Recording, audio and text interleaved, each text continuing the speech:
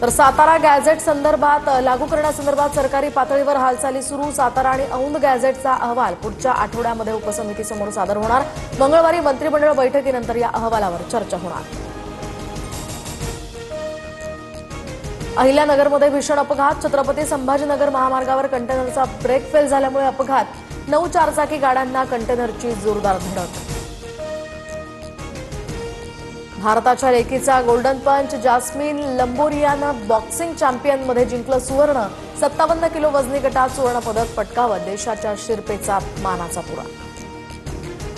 भारतीय हवाई दलाकडून 114 राफेल विमानांच्या खरेदीचा प्रस्ताव संरक्षण मंत्रालयाकडे सादर। संरक्षण सचिवांच्या अध्यक्षतेखालील संरक्षण खरेदी मंडळ यावर चर्चा करणार। प्रस्ताव मान्य झाल्यास मोठा संरक्षण व्यवहार ठरणार।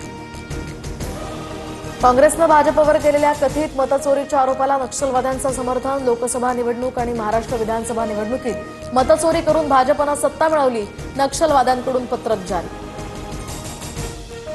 लंडनमध्ये स्थलांतर विरोधी 1 लाख निदर्शक रस्त्यावर, तर ब्रिटनमधील स्थलांतरित हॉटेल्स बाहेर ही निदर्शनं होत आहेत। निदर्शनादरम्यान पोलीस अधिकाऱ्यांवर सुद्धा हल्ला।